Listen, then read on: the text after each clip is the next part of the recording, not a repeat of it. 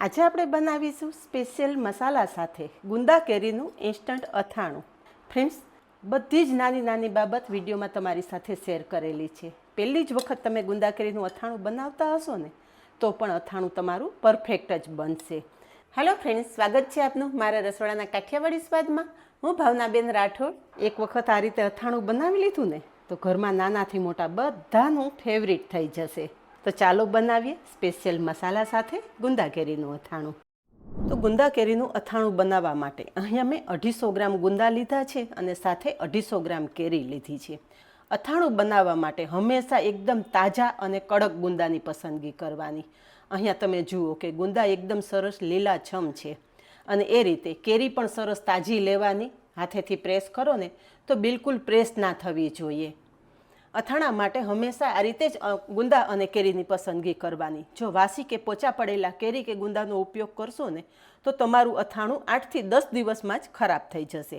પરિણામે મોંઘા મસાલા પણ તમારા વેસ્ટ જશે. પહેલાં આપણે ગુંદાના ઠળિયા અલગ કરી લેશું. તો અહીંયા ટોપીનો ભાગ અલગ કરી લેશું અને તમે હથેળીની મદદથી પણ ગુંદા ભાંગી શકો છો કે પછી કોઈ પથ્થર કે દસ્તાની મદદથી પણ તમે ગુંદા ભાંગી શકો છો.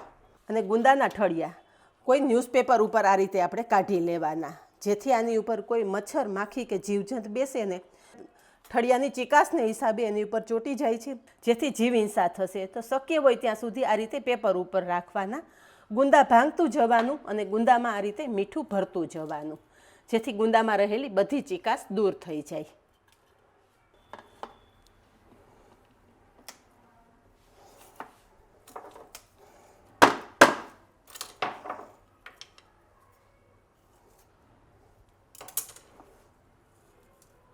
તો આ રીતે બધા જ ગુંદા ભાંગી અને મીઠું ભરી અને રાખી દઈશું. બધા જ ગુંદા ભાંગી અને મીઠું ભરી દીધું છે. હવે જે આપણે પેપર ઉપર ઠળિયા કાઢેલા છે ને એ પેપર આ રીતે પેક કરી અને ડસ્ટબિનમાં ફેંકી દઈશું. હવે આપણે ગુંદામાં મીઠું ચડે ને ત્યાં સુધીમાં કેરીની છાલ ઉતારી લેશું.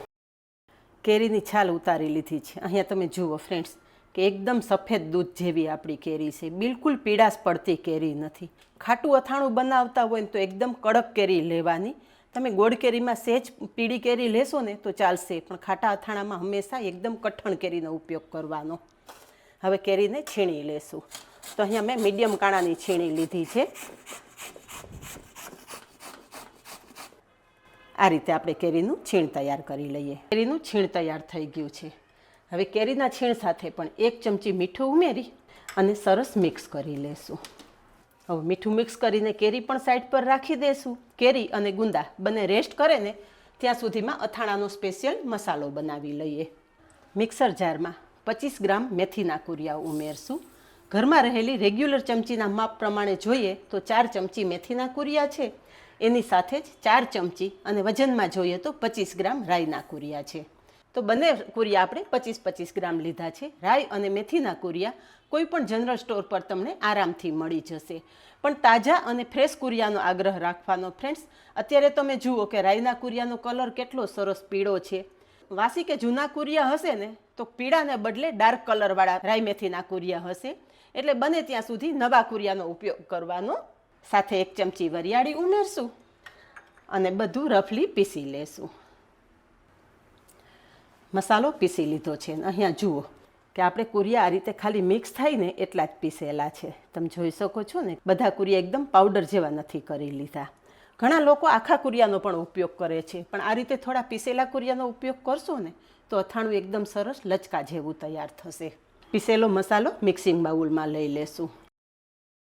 વચ્ચે આ રીતે થોડી જગ્યા કરી દઈશું. 1 ચમચી હળદર ઉમેરશું. જે પણ મસાલાનો ઉપયોગ કરતા હોય એ બધા જ મસાલા તાજા ઉપયોગમાં લેવાના, જેથી તમારા અથાણાનો કલર લાંબા સમય સુધી એકદમ સરસ લાલ જળવાઈ રહે. સાથે 1 ચમચી હિંગ ઉમેરશું. હિંગ પણ સારી બ્રાન્ડની લેવાની. અહીંયા મેં 50 ગ્રામ સિંગ તેલ લીધું છે. અથાણા હંમેશા હું સિંગ તેલમાં બનાવું છું, પણ જો તમે સરસિયામાં બનાવવા ઈચ્છતા હોય તો સિંગ તેલની જગ્યાએ સરસિયાનો ઉપયોગ કરવાનો. વઘારિયામાં સિંગ તેલ ઉમેરી દેશું અને સરસથી ગરમ કરી લેશું. તેલ સરસ ગરમ થઈ ગયું છે.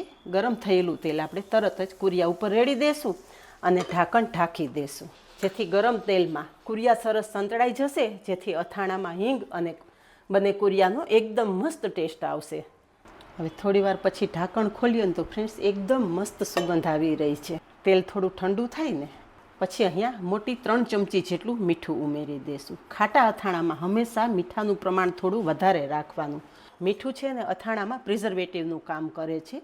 ચડિયાતા મીઠા સાથે અથાણું બનાવશો ને તો તમારું અથાણું લાંબા સમય સુધી કલર અને સ્વાદ એવો ને એવો રહેશે. અને અહીંયા 50 ગ્રામ જેટલું કશ્મીરી મરચું ઉમેરું છું. તમે ઈચ્છો તો અડધું કશ્મીરી અને અડધું તીખું મરચું પણ ઉમેરી શકો છો. અને બધો જ મસાલો સરસ મિક્સ કરી લેશું. બધું મિક્સ કરી દીધા પછી ફ્રેન્ડ્સ અહીંયા તમે જોઈ શકો છો કે કેટલા મસ્ત કલર સાથે આપણો અથાણાનો મસાલો તૈયાર થયેલો છે. થોડા દિવસ પહેલાં જ મેં તમારી સાથે મેથિયા મસાલાની રેસીપી અને ગોળ કેરીના મસાલાની બંને રેસીપી શેર કરેલી છે.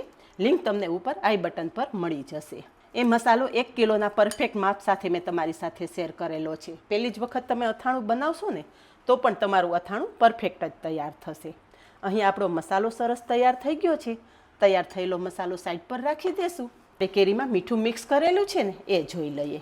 અહીંયા જુઓ થોડી જ વારમાં કેરી સાથે મીઠું સરસ મિક્સ થઈ ગયું છે. હાથેથી પ્રેસ કરી અને કેરીનું બધું જ પાણી આપણે અલગ કરી લેશું.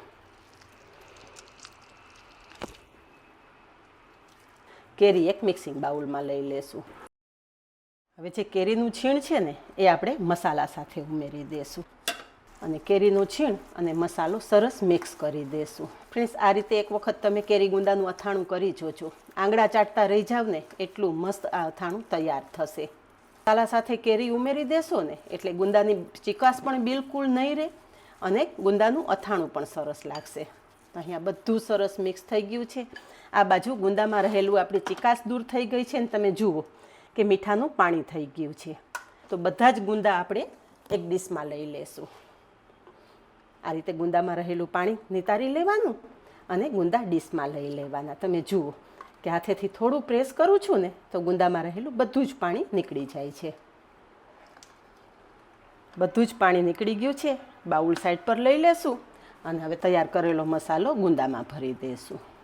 આ રીતે પ્રેસ કરીને ભરવાનું જેથી આખા ગુંદામાં મસાલો પૂરેપૂરો ભરાઈ જાય. ફ્રેન્ડ્સ મારે તો જ્યારથી ગુંદા આવે ને ત્યારથી આ રીતે ગુંદાનું અથાણું બનાવવું પડે છે. મારા હસબન્ડને ગુંદાનું અથાણું ખૂબ જ ભાવે છે એટલે હું તો તાજા ગુંદા આવે ને ત્યારે જ આ અથાણું બનાવી અને એક નાની બરણી ભરીને તો કરી જ લઉં છું. બધા જ ગુંદામાં મસાલો ભરી દીધો છે. હવે બાકી રહેલો મસાલો છે ને એ પણ ગુંદા સાથે જ મિક્સ કરી દઈશું. અહીંયા ગુંદા અને કેરી બધું જ સરસ મિક્સ કરી દીધું છે. હવે આ અથાણું તમારે 2 દિવસ આમ જ રહેવા દેવાનું. તૈયાર થયેલું અથાણું કાચના સાફ જારમાં ભરી દેશું. જે જારમાં તમારે અથાણું ભરવાનું હોય ને એ જારને સારી રીતે ધોઈ ચોખ્ખો કરી અને 5 થી 10 મિનિટ તડકામાં તપાવી લેવાનો. એકદમ સારી રીતે ચોખ્ખા જારમાં અથાણું ભરવાથી અથાણું એકદમ સારું રહે છે અને તમારું અથાણું લાંબા સમય સુધી ખરાબ પણ નથી થતું.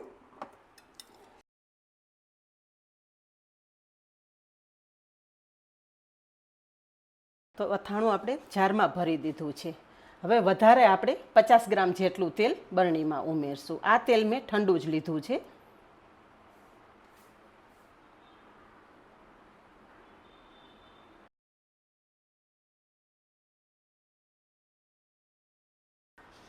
તો જોયું ને ફ્રેન્ડ્સ કે ગુંદા કેરીનું અથાણું બનાવવું એકદમ સિમ્પલ છે.